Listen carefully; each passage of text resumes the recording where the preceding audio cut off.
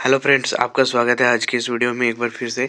आज हम लोग Jharkhand board class 10th science के टॉप एमसीक्यूज़ को देखेंगे और हर बार इनसे ही क्वेश्चंस आता है, तो ये बहुत ही ज़्यादा इंपॉर्टेंट होता है। तो ये कम और परफेक्ट क्वेश्चंस आपके लिए मैं कलेक्शन करके लाया हूँ। हम लोग इन क्वेश्चन को चैप्टर वाइज देखेंगे। तो पहला चैप्टर है जिसका नाम है रासायनिक अभिक्रिया और समीकरण। पहला क्वेश्चन है, नीचे दिए गए अभिक्रिया के संबंध में कौन सा कथन असत्य है। देखिए इसमें गलत क्या है। सबसे पहले इसमें देखिए क्या हो रहा है, 2 PbO और C मिल के बनता है 2 Pb और CO2। यानी कि इसमें जो है ना ऑक्सीजन यहाँ पे है Pb के साथ, लेकिन यहाँ पर बनने के बाद Pb के साथ ऑक्सीजन नहीं है, यानी ऑक्सीजन हट रहा है।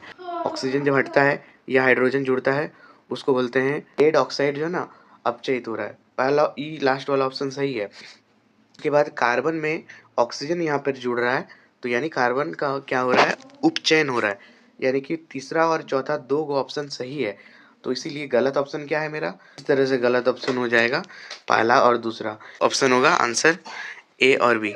अगला क्वेश्चन है, Fe2O3 ऊपर दी गई अभिक्रिया किस प्रकार का समीकरण है। इसमें क्या होता है, Fe2O3 था और दो Al था, जबकि ये बनता है A2O3 और 2Fe। मतलब कि यहाँ Fe भी अपना जगह चेंज कर रहा है और Al भी चेंज कर रहा है, तो जब दो बार चेंज करता है तो होता है द्विविस्थापन अभिक्रिया। देखिए इसका उत्तर गलत है, इसका उत्तर गलत है। इसका उत्तर हो जाएगा ऑप्शन नंबर बी, द्विविस्थापन अभिक्रिया। अगला है, निम्नलिखित में से कौन सा भौतिक परिवर्तन नहीं है। वो जो भौतिक परिवर्तन होता है उसमें कोई भी चीज़, एक चीज़ से दूसरा बना तो दूसरा से फिर वो पहले में आ सकता है। जैसे पानी का बर्फ जमना, फिर बर्फ का पानी में। ये वाला इसका ऑप्शन होगा क्या, द्रवित पेट्रोल का दहन। क्योंकि कोई चीज़ अगर आग लगा देंगे तो आग लगा हुआ सामान वापस नहीं आएगा, इसलिए इसका भौतिक परिवर्तन नहीं होगा, बी नंबर। क्वेश्चन अगला, कौन सी प्रक्रिया से रासायनिक अभिक्रिया होती है। सी होगा उच्च ताप पर वायु की उपस्थिति में कॉपर की तार को गर्म करना। अगला क्वेश्चन, जल के विद्युत अपघटन में हाइड्रोजन और ऑक्सीजन का मोलर ये अनुपात क्या है। जल का H2 है जिसमें हाइड्रोजन 2 है, तो 2:1 ऑप्शन, इसका ऑप्शन नंबर डी सही हो जाएगा। अगला क्वेश्चन है, मैग्नीशियम ऑक्साइड का रासायनिक सूत्र क्या है। इसका सूत्र है MgO, ऑप्शन नंबर डी सही हो जाएगा। कौन सा रासायनिक अभिक्रिया का उदाहरण है। तो जो रासायनिक अभिक्रिया में क्या होता है कि कोई भी चीज़ जब एक चीज़ से दूसरा बना तो दूसरे से फिर पहला में आता नहीं है। यानी कि दही का बनना, दही बन जाएगा फिर दूध नहीं बनेगा। भोजन जब टूट जाएगा तो फिर वापस से वो चावल नहीं आएगा, ऑप्शन नंबर डी इनमें से। अगला चैप्टर है, अम्ल, क्षारक एवं लवण। कोई विलयन लाल लिटमस को नीला कर देता है, इसका पीएच मान क्या होगा। तो आपको याद रखना है छालनी। ये जो क्षारक है ना, क्षारक ये लाल को नीला करता है और क्षारक का पीएच मान 7 से अधिक होता है। 7 से अधिक एक ही है, ऑप्शन नंबर डी 10। अगला क्वेश्चन है, कोई विलयन के अंडे के पिसे हुए कवच से विक्रिया कर गैस उत्पन्न करता है जो चूने के पानी को दूधिया कर देता है। इसमें कौन सा विलयन होगा। इसमें जो विलयन होगा वो होगा हाइड्रोक्लोरिक अम्ल का, इसका ऑप्शन नंबर बी HCl सही हो जाएगा। नेक्स्ट क्वेश्चन, NaOH का 10 ml विलयन HCl के 8 ml विलयन से पूर्णतः उदासीन हो जाता है। यदि हम NaOH के उसी विलयन का 20 ml लें, उदासीन करने के लिए HCl के विलयन की कितनी मात्रा होगी। देखिए इसमें NaOH 10 ले रहे थे तो फिर HCl 8 ले रहे थे, तो आपको अब NaOH 20 लेंगे तो यहाँ बटा आप x रख दीजिएगा, तो ये 10 दूनी 20 और कोना कोनी गुना करिएगा तो 8 दूनी 16, ये हो जाएगा इसका उत्तर 16 ml। चलिए नेक्स्ट, अपच का उपचार करने के लिए किस औषधि का प्रयोग होता है। तो एंटासिड का प्रयोग होता है, और ये जो एंटासिड होता है MgOH2। कभी कभी इसका नाम पूछता है और कभी कभी एंटासिड ही दे देता है, तो आपको अगर ऑप्शन दे नाम लिखने का तो आप MgOH2 लिखेंगे, मैग्नीशियम हाइड्रोक्साइड। अगला है, प्लास्टर ऑफ पेरिस किसके द्वारा कठोर होता है। ये पानी के साथ, जैसे पानी के संपर्क में आता है ये जम जाता है, ऑप्शन नंबर ए पानी के साथ संयोजन। इमली में पाया जाने वाला अम्ल है, जो है ना इमली में पाया जाता है टार्टरिक अम्ल। क्योंकि आप ऐसे याद रख सकते हैं, इमली जो भी खाता है ना उसका जीभ फिसलता है और वो टर बोलता है, टर बोलता है वो, इसलिए टार्टरिक अम्ल, ऑप्शन नंबर बी टार्टरिक अम्ल सही उत्तर हो जाएगा। अगला चैप्टर है धातु और धातु। इसमें सबसे ज़्यादा इंपॉर्टेंट क्वेश्चन क्या है, देखिए सिनेबार किसका अयस्क है। जो सिनेबार है ना ये पारा का अयस्क है, तो इसका ऑप्शन हो जाएगा बी नंबर पारा। अगला क्वेश्चन, तांबा और जस्ता के मिश्र धातु को क्या कहते हैं? देखिए ये बहुत ही ज़्यादा जरूरी क्वेश्चन है। तांबा और जस्ता का जो मिश्रण होता है, जो मिश्र धातु होता है, वो होता है पीतल। ऑप्शन नंबर ए पीतल। तांबा और टीन के मिश्र धातु को क्या कहते हैं? कांसा बोलते हैं। ऑप्शन नंबर ए कांसा सही उत्तर हो जाएगा। अगला है, सीसा एवं टीन के मिश्र धातु को क्या कहते हैं? तो इसका हो जाएगा सोल्डर। सीसा और टीन का जो मिश्र धातु होता है वो सोल्डर होता है। Option number A solder. अगला क्वेश्चन, किसे चाकू से काटा जाता है? तो सही उत्तर होगा सोडियम। सोडियम को चाकू से काटा जा सकता है। इसका ऑप्शन गलत था। आगे बढ़ते हैं। कौन सा धातु कमरे के ताप पर द्रव अवस्था में पाया जाता है? अगर बोले कि कौन सा धातु कमरे के ताप पर द्रव अवस्था पाया जाता है तो पारा। लेकिन अधातु कौन सा द्रव अवस्था में पाया जाता है, तब फिर इसका हो जाएगा ब्रोमीन ना। कौन सा धातु कमरे के ताप पर द्रव रहती है? देखिए अभी अभी तुरंत बताए और ये देखिए क्वेश्चन, तो इसका हो जाएगा ऑप्शन नंबर ए ब्रोमीन। नेक्स्ट क्वेश्चन, कौन सा कठोर तत्व है? तो कठोर क्या होता है? हीरा। ऑप्शन नंबर बी हीरा। ऐसी धातु जिसमें चमक होती है, इसका सही उत्तर हो जाएगा आयोडीन। ऑप्शन नंबर सी है आयोडीन।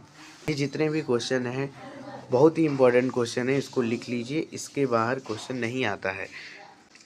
अगला है, वह कौन सा धातु है जो विद्युत का सुचालक होता है? तो ग्रेफाइट जो होता है ना, उसमें विद्युत का सुचालक। अगला है, इनमें से कौन सा ठंडे जल के साथ तेजी से अभिक्रिया करता है? ठंडे जल से अभिक्रिया करता है आपका, ठंडे जल से अभिक्रिया कौन करता है? सोडियम। सोडियम जल्दी अभिक्रिया करता है ठंडे जल से। अगला क्वेश्चन है, लोहे पर जिंक की परत चढ़ाने की विधि को क्या कहते हैं? तो जंग से बचाने के लिए जिंक का परत चढ़ाते हैं, इसको बोलते हैं यदेश लेपन भी बोलते हैं और गैल्वनीकरण भी बोलते हैं। बी और डी दोनों बोलते हैं। ठीक है, यहाँ पे बी लिखा हुआ है, आप बी भी लिख सकते हैं, डी भी लिख सकते हैं, दोनों ही बोलते हैं। कौन सा धातु हथेली पर पिघलने लगती है? यानी कि ये थोड़ा सा ही टेम्परेचर में गल जाता है, ये थोड़ा सा ही तापमान पर गल जाता है, तो याद रखना है गल। गल से क्या? Gallium. Option number D gallium सही उत्तर होगा। आगे है, सर्वाधिक तन्य क्या होती है? एक धातु होता है जो कि है सोना, और ये सोना क्या है ना कि सोना को जितना खींचा जाए उतना पतला तार बनाया जा सकता है, तो इसका उत्तर हो जाएगा सोना, क्योंकि तन्य में हम लोग पतला तार बनाते हैं। आगे, इसे केरोसिन के तेल में डुबो कर रखा जाता है। ये बहुत ही इंपॉर्टेंट क्वेश्चन है, इसका दो उत्तर हो जाएगा, एक होगा सोडियम, एक होगा पोटेशियम, यानी एक होगा Na और एक होगा K। लेकिन यहाँ सोडियम दिया है तो सोडियम करेंगे, लेकिन पोटेशियम भी देता है तो पोटेशियम करना है। अगला है, वो परमाणु जो इलेक्ट्रॉन का त्याग आसानी से कर देता है।